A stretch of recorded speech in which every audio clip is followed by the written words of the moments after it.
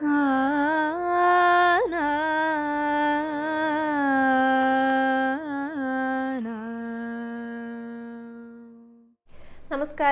Guruvayur devotees ഓൺലൈനിലേക്ക് ഏവർക്കും സ്വാഗതം.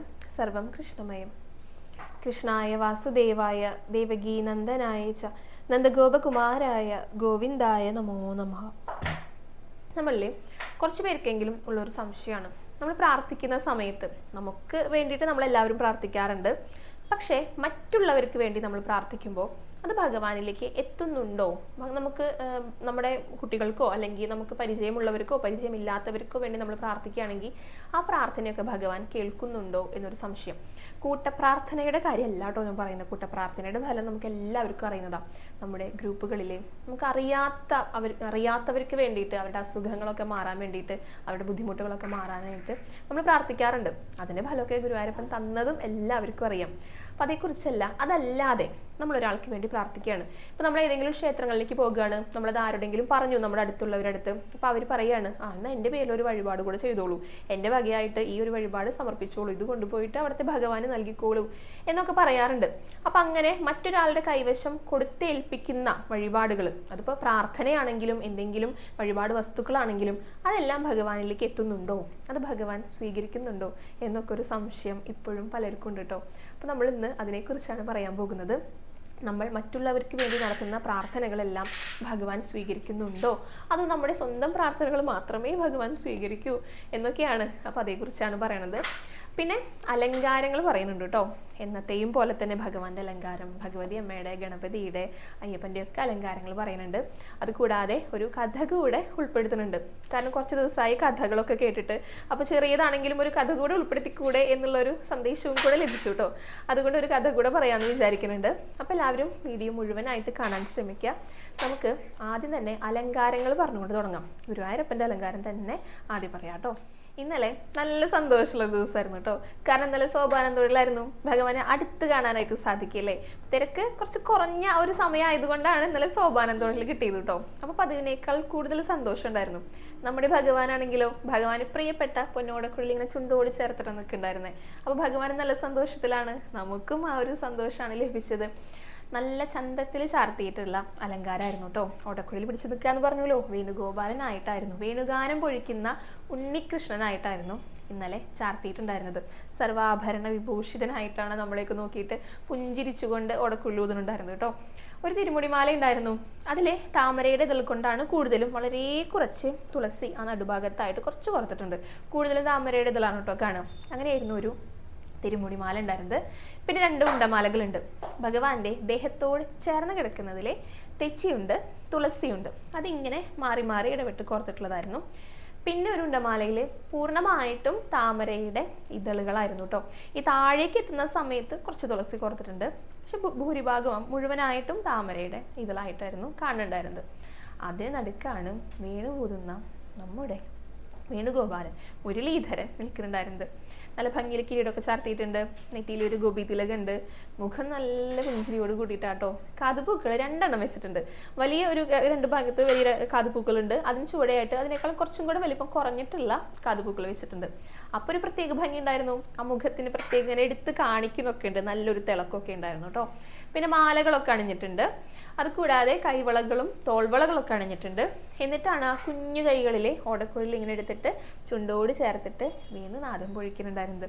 അരയിലേക്ക് ഇങ്ങനെയൊക്കെ കിട്ടിയിട്ടുണ്ട് കേട്ടോ. അതൊക്കെ നല്ല ഭംഗിയിൽ വലിപ്പത്തിൽ ഇങ്ങനെ കാണാനുണ്ട്. പിന്നെ പട്ടുകോണൊക്കെ കൊടുത്തിട്ടുണ്ട്. കുഞ്ഞിക്കാലുകളിലെ തളകളൊക്കെ ഉണ്ട്. അത് സ്വർണ്ണ നിറത്തിലല്ലായിരുന്നു കേട്ടോ കണ്ടത്. ചുവന്ന നിറത്തിലുള്ള പട്ടുകൊണ്ട് ഇങ്ങനെ ചാർത്തിയിട്ടുള്ള തളകളായിരുന്നു.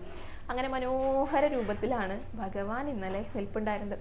അപ്പോൾ എല്ലാവരും ഭഗവാന്റെ ആ ഓടക്കുഴലിൽ വിളിച്ച് നിൽക്കുന്ന ആ ഒരു രൂപം ഒന്ന് മനസ്സിൽ കണ്ടോളൂ. എന്നിട്ട് നന്നായിട്ടൊന്ന് പ്രാർത്ഥിച്ചോളൂ. ഭഗവാന്റെ തൃപാദങ്ങളിൽ എല്ലാവരും ഒന്ന് നമസ്കരിച്ചോളൂ. ഗുരുവായൂരപ്പ ശരണം എന്നൊന്ന് കമൻറ്റ് ബോക്സിൽ രേഖപ്പെടുത്തിക്കോളും. അങ്ങനെ മുരളിയൂതി നിൽക്കുന്ന നമ്മുടെ പൊന്നു ഗുരുവായൂരപ്പനെ തൊഴുത് നമസ്കരിച്ചിട്ട് നേരെ എത്തിയിരിക്കുന്നത് ഗണപതിയെ തൊഴാനായിട്ടാണ് കേട്ടോ. ഗണപതി നല്ല സന്തോഷത്തിലിരിക്കുന്നുണ്ടായിരുന്നേ. നല്ല തിളങ്ങുന്ന ഒരു മഞ്ഞ ഉടയാടിയാണ്. നല്ല ലേസൊക്കെ പതിപ്പിച്ചിട്ടുണ്ട്. നിറയെ സ്വർണ്ണത്തിൻ്റെ ഡിസൈനുകളോടൊക്കെ കൂടിയിട്ടുള്ള മഞ്ഞ ഉടയാടിയായിരുന്നു കേട്ടോ. പിന്നെ തുമ്പിയിൽ ഇങ്ങനെ മടക്കിയിട്ടൊരു ലഡ്ഡു വെച്ചിട്ടുണ്ട്. കഴുത്തിൽ നല്ല വലിപ്പത്തിലുള്ള ഒരു മാല ഇങ്ങനെ തൂക്കി നല്ല ഭംഗിയിലിട്ടിട്ടുണ്ട്. പിന്നെ നെറ്റിയിൽ ഒരു കമ്മലിൻ്റെ, നമ്മൾ കാതിലണിയുന്ന കമ്മലാണത്, ഒരു ചുവന്ന മഴത്തുള്ളി പോലത്തെ, അതുകൊണ്ട് നെറ്റിത്തടത്തിലൊരു പൊട്ട് പോലെ അലങ്കാരമായിട്ടുണ്ട് കേട്ടോ. പിന്നെ കാതുകളിൽ ഈ മഴത്തുള്ളി പോലെ ലൈറ്റ് പിങ്ക് നിറത്തിലുള്ള കമ്മലുകളാണ് അണിഞ്ഞിരിക്കുന്നത്. പിന്നെ കിരീടത്തിന്റെ മുകളിലാണ് അലങ്കാരം. അതിങ്ങനെ തട്ട് തട്ടായിട്ട് ചാർത്തിയിട്ട് ആദ്യം നെറ്റിത്തടത്തിൽ ഒരു പച്ചപ്പാലക്ക പോലെയുള്ള ഒരു അലങ്കാരം ഉണ്ട്. അതിന് മുകളിൽ ഇത് ഓരോ തട്ടുകൾ ഇങ്ങനെ കഴിയുമ്പോഴും അവിടെയൊക്കെ അലങ്കാരങ്ങൾ ഉണ്ട് കേട്ടോ, മാലകൾ ഇങ്ങനെ വെച്ചിട്ട്. ഏറ്റവും മുകളിൽ ഈ മഴത്തുള്ളി, ചുവന്ന മഴത്തുള്ളി പോലത്തെ കമ്മലില്ലേ, അതിങ്ങനെ ഏറ്റവും മുകളിലായിട്ട് വെച്ചിട്ടുണ്ട്. അങ്ങനെയാണ് കിരീടം അലങ്കരിച്ചിരിക്കുന്നത്. അങ്ങനെ മാലകളും എല്ലാം അണിഞ്ഞിരിക്കുന്ന ഗണപതി തന്നെയായിരുന്നു. അപ്പോൾ ആ ഒരു ഗണപതിയുടെ രൂപം നന്നായി മനസ്സിൽ കണ്ടിട്ട് എല്ലാവരും തൊഴുത്ത് പ്രാർത്ഥിച്ചോളൂ കേട്ടോ. ഗണപതിക്ക് മുന്നിൽ എല്ലാവരും ഒന്നും ഏത്തമിട്ടോളൂ. ഇനി ഏത്തമിടുന്ന സമയത്ത് ഒരു അമ്മ നാലമ്പലത്തിനകത്ത് വെച്ച് പറഞ്ഞ കാര്യമാണ്, നമ്മൾ ഏത്തമിടുമ്പോഴേ വലത്തേ കാല് മുന്നിലേക്ക് വെക്കണം, ഇങ്ങനെ കവച്ചു വെക്കൂലോ. പിന്നെ വലത്തേ കൈയും മുന്നോട്ട് വെച്ചിട്ട് വേണം ഏത്തമിടാനായിട്ട്. അങ്ങനെ ചിലർ അത് തെറ്റിയിട്ട് ചെയ്യുന്നത് കണ്ടുത്രേ. ഏത്തമിടുന്നുണ്ട്, പക്ഷെ അത് എങ്ങനെയാണെന്ന് പൂർണ്ണമായിട്ട് അറിയാതെ. അപ്പോൾ അറിയാത്തവർ ഒന്ന് ശ്രദ്ധിച്ചോളൂ കേട്ടോ. വലത്തേ കാലാണ് മുന്നിലേക്ക് വെക്കേണ്ടത്, അതേപോലെ തന്നെ വലത്തേ കൈയുമാണ് ഇങ്ങനെ പിടിച്ചിട്ട് ഏത്തമിടേണ്ടത്. അപ്പം നന്നായിട്ട് ഗണപതിക്ക് മുന്നിൽ ഒന്ന് ഏത്തമിട്ടോളൂ. ഇനി ഭഗവതി അമ്മേനെ കാണാനായിട്ടാണ് കേട്ടോ എത്തിയിരിക്കുന്നത്. ഭഗവതി അമ്മയ്ക്ക് മുകൾ ഭാഗത്ത് ചുവന്ന നിറത്തിലാണ് ഉടയാട ഉണ്ടായിരുന്നത്, താഴേക്ക് ഒരു മഞ്ഞ നിറത്തിലാണ് ഉണ്ടായിരുന്നത്. പിന്നെ ധാരാളം മാലകൾ അണിഞ്ഞിട്ടുണ്ട് കേട്ടോ. കഴിഞ്ഞ ദിവസമാണ് ഇനി ആ മാലകൾ ഉണ്ടല്ലോ, അത് തന്നെയാണ് അണിഞ്ഞിരിക്കുന്നത്. അത് ഒരു 3 മാല ഇങ്ങനെ അടുപ്പിച്ച് അണിഞ്ഞിട്ടുണ്ട്. ഈ കല്ലുകളൊക്കെ പതിപ്പിച്ച ഒരു മാലയുണ്ട്, പച്ചക്കല്ലുള്ള ഒരു മാലയുണ്ട്, പിന്നെ ആലിലയുടെ ഡിസൈനുള്ള ഓരോ ആലിലകൾ ഇങ്ങനെ തൂങ്ങി കിടക്കുന്ന രീതിയിലുള്ള ഒരു മാലയുണ്ട്. പിന്നെ ഒരു കാശുമാലയും കൂടെ ഏറ്റവും ചുവടെയായിട്ട് അണിഞ്ഞിട്ടുണ്ട് കേട്ടോ. അപ്പോൾ കഴുത്ത് നിറച്ച് മാലകളാണ്. പിന്നെ കാതുകളിൽ കാതുപൂക്കൾ വെച്ചിട്ടുണ്ട്, ചുണ്ടൊക്കെ ചുവപ്പിച്ചിട്ടാണ്. പിന്നെ ഈ കഴുത്തിലെ ഒരു സ്വർണ്ണ നിറത്തിൽ ഒരു ത്രികോണാകൃതിയിലെ ഒരു അലങ്കാരം കൂടെ നന്നായി ചെറുത് വെച്ചിട്ടുണ്ട് കേട്ടോ. പിന്നെ നെറ്റിയിലെ 2 പൊട്ടുകളുണ്ട്. ചെറിയ സ്വർണത്തിൻ്റെ വട്ടപ്പൊട്ടുകളാണ് ഇങ്ങനെ നെറ്റിയിൽ ഒട്ടിച്ച് വെച്ചിരിക്കുന്നത്. പിന്നെ കിരീടത്തിൻ്റെ അവിടെയായിട്ട് ഒരു കാശുമാല കൊണ്ട് തന്നെ ഇങ്ങനെ ഒരു അർദ്ധവൃത്താകൃതിയിൽ വെച്ചിട്ട് ഒരു അലങ്കാരം, അതിന് മുകളിൽ ഒരു സ്വർണ്ണപ്പൊട്ടും വെച്ചിട്ടുണ്ട് കേട്ടോ. അങ്ങനെയാണ് ഭഗവതി അമ്മ ഇരിക്കുന്നത്. നന്നായിട്ട് ചിരിച്ചുകൊണ്ടാട്ടോ, നല്ല സന്തോഷവതിയായിട്ട് തന്നെയാണ് ഭഗവതി അമ്മ ഇരിക്കുന്നുണ്ടായിരുന്നത്. അപ്പോൾ എല്ലാവരും ഭഗവതി അമ്മയുടെയും ആ ഒരു രൂപം നന്നായി മനസ്സിൽ കണ്ടിട്ട് തൊഴുത് പ്രാർത്ഥിച്ചോളൂ കേട്ടോ. ഭഗവതിക്ക് മുന്നിൽ എല്ലാവരും ഒന്ന് നമസ്കരിച്ചോളൂ. ഇനി അയ്യപ്പനെ കാണാനായിട്ടാണ് നമ്മളെല്ലാവരും എത്തിയിരിക്കുന്നത്. അയ്യപ്പന് കറുപ്പ് നിറത്തിലാണ് ഒരു ഉടയാട ഉണ്ടായിരുന്നത്. അരയിലൊരു മഞ്ഞ പട്ടുകൊണ്ട് ഇങ്ങനെ ചുറ്റിയിട്ടുണ്ട് കേട്ടോ. അങ്ങനെയാണ് ഉടയാട. പിന്നെ 2 മാലകളുണ്ട് കഴുത്തിൽ. ഒരു മാല ഒരു സാധാരണ ഒരു സ്വർണ്ണ നിറത്തിൽ അത്യാവശ്യം വലിപ്പമുള്ള ഒരു മാലയുണ്ട്. അതിന് ചുവടെയായിട്ട് സ്വർണ്ണ പൂക്കൾ ഇങ്ങനെ ഒട്ടിച്ച് വെച്ചിരിക്കുക. അപ്പോൾ അതൊരു മാല പോലെ തീർത്തിരിക്കുകയാണ് കേട്ടോ. അങ്ങനെയാണ് 2 മാലകൾ ഉണ്ടായിരുന്നത്. പിന്നെ കാതുകളിൽ വലിയ സ്വർണ്ണ പൊട്ടുകൾ വെച്ചിട്ടുണ്ട് കമ്മലുകൾക്ക് പകരമായിട്ട്. ചുണ്ടൊക്കെ നന്നായി ചുവപ്പിച്ചിട്ടാണ്. നെറ്റിയിലൊരു ഗോപിയുണ്ട്. പിന്നെ കിരീടത്തിൻ്റെ ആ ഭാഗത്തായിട്ട് ഇങ്ങനെ അർദ്ധവൃത്താകൃതിയിൽ ഈ സ്വർണ്ണ പൂക്കൾ ഇങ്ങനെ ഒട്ടിച്ച് വെച്ചിട്ടുണ്ട് കേട്ടോ. അപ്പോൾ അതൊരു ഭംഗിയുണ്ട്. ഇത് ചുവടെ കഴുത്തിൻ്റെ ഭാഗത്തും സ്വർണ്ണപ്പൂക്കളുണ്ട്, നെറ്റിത്തടത്തിൽ നിറയെ സ്വർണ്ണപ്പൂക്കൾ വെച്ചിരിക്കുക. അപ്പോൾ ഒരു കിരീടം മാരിയാണ് തോന്നിക്കുക. അതിന് മുകളിൽ ഒരു സ്വർണ്ണപ്പൊട്ട് ഒട്ടിച്ച് വെച്ചിട്ടുണ്ട്. അങ്ങനെയാണ് അയ്യപ്പൻ്റെ ഇന്നലത്തെ അലങ്കാരം ഉണ്ടായിരുന്നു കേട്ടോ. നല്ല തിളക്കുണ്ടായിരുന്നു. നിറയെ സ്വർണ്ണപ്പൂക്കളും പൊട്ടുകളും ഒക്കെയാണല്ലോ കഴുത്തിലും നെറ്റിത്തടത്തിലും ഒക്കെ. അപ്പോൾ അതൊരു പ്രത്യേക ഭംഗി ഉണ്ടായിരുന്നു കാണാനായിട്ട് കേട്ടോ. അങ്ങനെ സുന്ദരനായിട്ടിരിക്കുന്ന അയ്യപ്പൻ തന്നെയായിരുന്നു. എല്ലാവരും അയ്യപ്പൻ്റെയും ആ ഒരു രൂപം നന്നായി മനസ്സിൽ കണ്ടിട്ട് തൊഴുത് പ്രാർത്ഥിച്ചോളൂ കേട്ടോ. അയ്യപ്പന് മുന്നിലും എല്ലാവരും ഒന്ന് നമസ്കരിച്ചോളൂ. ഇനി നമുക്ക് സംശയങ്ങളിലേക്ക് കിടക്കാം കേട്ടോ. ധന്യ വിമൽ എന്നൊരു ഭക്ത ചോദിച്ച ചോദ്യമാണ്. നമ്മൾ പ്രാർത്ഥിക്കുമ്പോൾ മറ്റുള്ളവർക്ക് വേണ്ടി പ്രാർത്ഥിച്ചു കഴിഞ്ഞാലേ അത് ഭഗവാൻ കേൾക്കുമോ? അത് നമ്മൾക്ക് വേണ്ടിയിട്ട് നമ്മൾ സ്വയം പ്രാർത്ഥിക്കുന്നത് മാത്രമാണോ ഭഗവാൻ കേൾക്കുക എന്നൊരു സംശയം. അപ്പോൾ അതിൻ്റെ ഉത്തരം ആദ്യം തന്നെ ഒരു ഉദാഹരണത്തിലൂടെ പറയാം കേട്ടോ. ഞങ്ങൾക്ക് നാലമ്പലത്തിനകത്ത് ഒരു സത്സംഗമൊക്കെ ഉണ്ടെന്ന് പറയാറുണ്ടല്ലോ. അപ്പം അങ്ങനെ സംസാരിക്കുന്ന സമയത്ത് ഒരു ഭക്തൻ വന്നിട്ട് വിഷ്ണുവിൻ്റെ അടുത്ത് ചോദിച്ചതാ, നിങ്ങൾ ഭക്തരുടേതായിട്ട് വഴിപാടുകളൊക്കെ ഭഗവാനെ സമർപ്പിക്കാറുണ്ടല്ലോ, അതെല്ലാം ഭഗവാനിലേക്ക് എത്തുന്നുണ്ടോ? അപ്പോൾ അത് ഉറപ്പുണ്ടോ എന്നാണ് വിഷ്ണുവിൻ്റെ അടുത്ത് അദ്ദേഹം ചോദിച്ചത്. ഉടനടി വിഷ്ണു അദ്ദേഹത്തിൻ്റെ അടുത്ത് ചോദിച്ചു, അങ്ങേക്ക് മക്കളുണ്ടോ, എവിടെയാണെന്ന് ചോദിച്ചു. അപ്പോൾ പറഞ്ഞു പഠിക്കുകയാണെന്ന് പറഞ്ഞു, ഡൽഹിയിലാണ് JNUവിൽ പഠിക്കുകയെന്ന് പറഞ്ഞു. അപ്പോൾ ആ കുട്ടിക്ക് പെട്ടെന്ന് കുറച്ച് പണത്തിൻ്റെ അത്യാവശ്യം വന്നു. അപ്പോൾ എന്താ ചെയ്യുക, എങ്ങനെയാണ് ആ കുട്ടിയിലേക്ക് അത് എത്തിക്കുക, പോയിട്ടാണോ കൊണ്ടുപോയി കൊടുക്കുക എന്ന് ചോദിച്ചു. അപ്പോൾ അദ്ദേഹം പറഞ്ഞു, അല്ല, ഒന്നുകിൽ GPay ചെയ്ത് കൊടുക്കും, അല്ലെങ്കിൽ ബാങ്കിൽ ഡിപ്പോസിറ്റ് ചെയ്യും.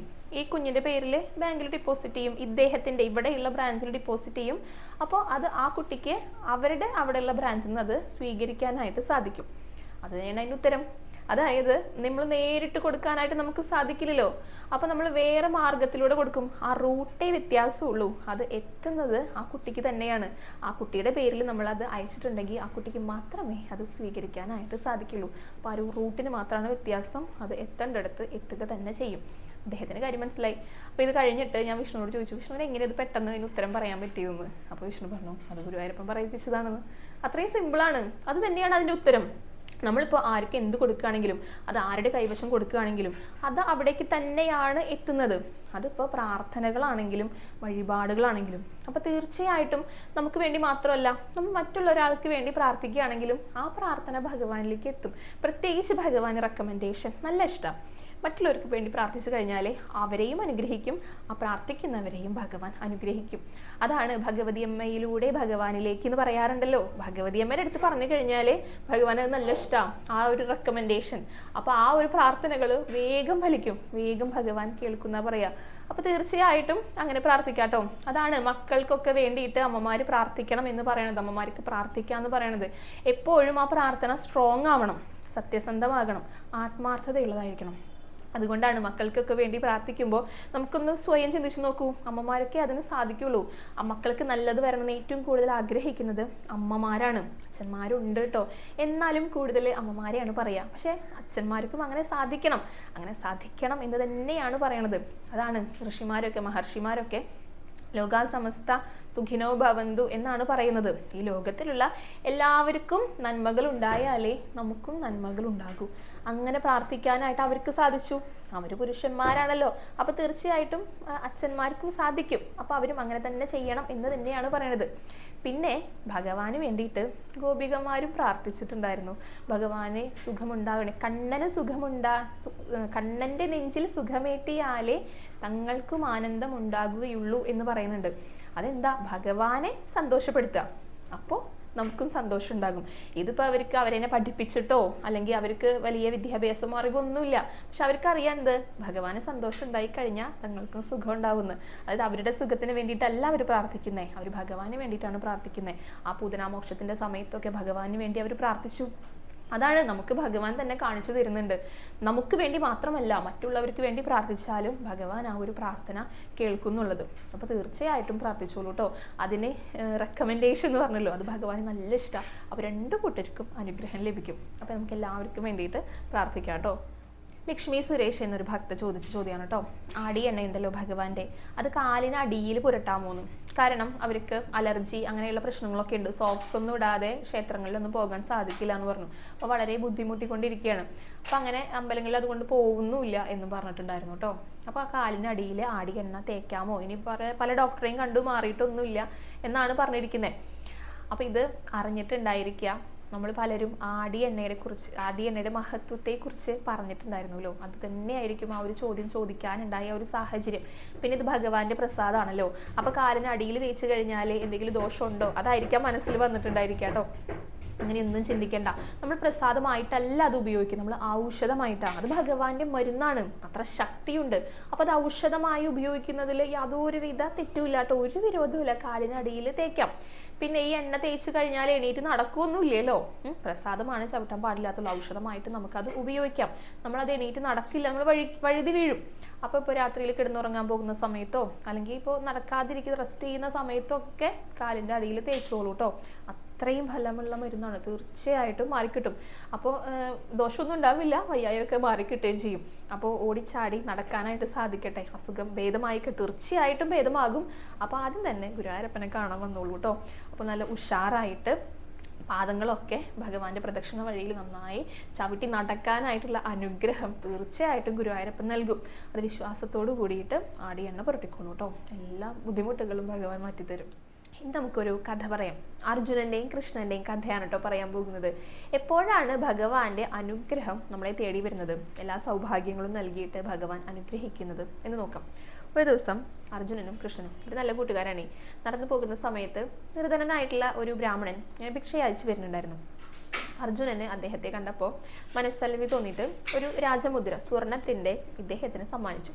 അപ്പോൾ ഇദ്ദേഹത്തിന് നല്ല സന്തോഷമായി. കാരണം തൻ്റെ ദുഃഖങ്ങളും ദുരിതങ്ങളും ഒക്കെ തീരാനായിട്ട് ഇത് മതി എന്നുള്ള ചിന്തയിലെ അദ്ദേഹം നടന്നു പോകുന്ന സമയത്ത് കുറച്ച് കൊള്ളക്കാർ വന്നിട്ട് ഇത് അദ്ദേഹത്തിൻ്റെ കയ്യിൽ നിന്ന് മോഷ്ടിച്ചു കൊണ്ടുപോയി. അപ്പോൾ അദ്ദേഹം നല്ല സങ്കടമായിട്ടോ അദ്ദേഹം വീട്ടിലേക്ക് പോയി. പിറ്റേ ദിവസം ഒന്നുമില്ല, പഴയ പോലെ തന്നെയാണ്. അദ്ദേഹം ഭിക്ഷയ്ക്കായിട്ട് പിന്നെ ഇറങ്ങി. അപ്പോഴും കൃഷ്ണനെയും അർജുനനെയും കണ്ടു കേട്ടോ. അപ്പോൾ പിന്നെയും എന്താ ഭിക്ഷയ്ക്ക് ഇറങ്ങിയെന്നുള്ള രീതിയിൽ അർജുനൻ ചോദിച്ചപ്പോൾ തലേന്ന് നടന്ന സംഭവങ്ങളൊക്കെ ഈ ബ്രാഹ്മണൻ അവർക്ക് പറഞ്ഞു കൊടുത്തു. അപ്പോൾ അർജുനന് പിന്നെയും സങ്കടമായിട്ട് തൻ്റെ കയ്യിലുള്ള ഒരു സ്വർണ്ണമണി എടുത്തിട്ട് പിന്നെയും ഇദ്ദേഹത്തിന് കൊടുത്തു. അപ്പോൾ അദ്ദേഹത്തിന് പിന്നെയും സന്തോഷമായി.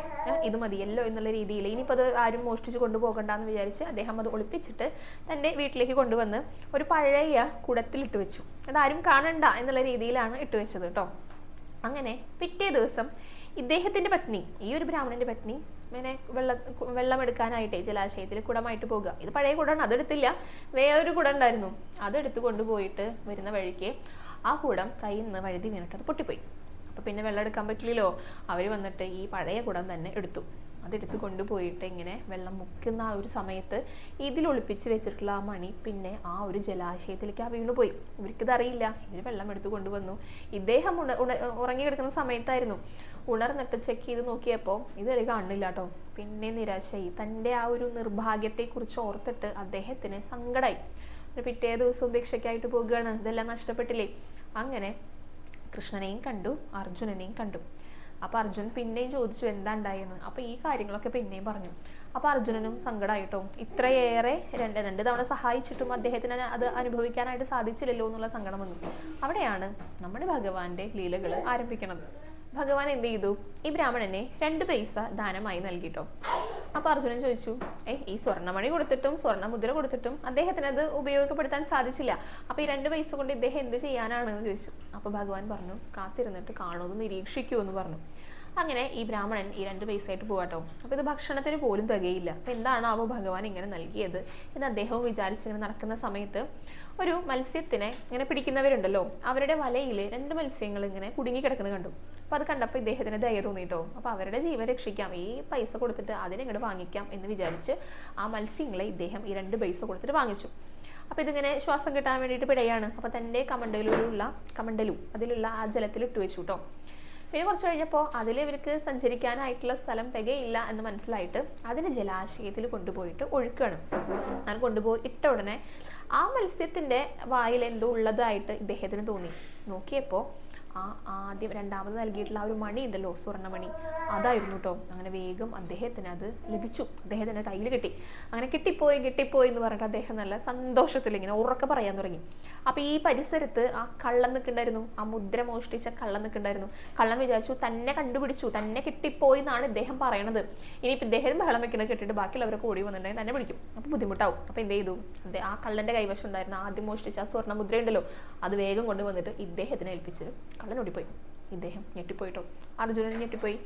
അപ്പോൾ ഭഗവാൻ പറഞ്ഞു കൊടുത്തു അതെന്താണ് അങ്ങനെ സംഭവിച്ചത് എന്ന് അർജുനനെ പറഞ്ഞു കൊടുത്തു.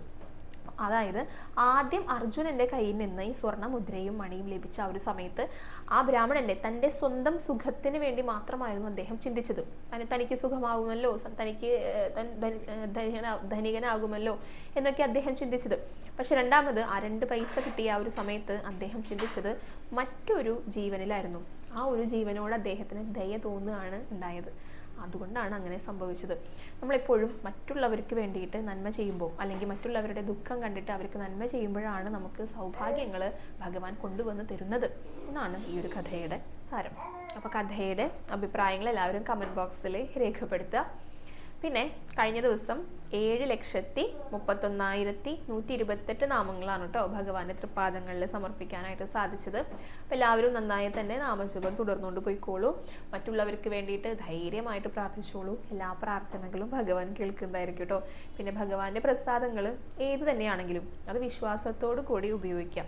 നമ്മുടെ എന്ത് പ്രാർത്ഥനകളാണെങ്കിലും അത് ഭഗവാൻ മാറ്റിത്തരും. അത്രയേറെ ശക്തിയുണ്ട് ഭഗവാന്റെ പ്രസാദങ്ങൾക്ക്. അതെല്ലാം ഭഗവാന്റെ മരുന്നാണ്, ഔഷധമാണെന്നാണ് പറയുന്നത്.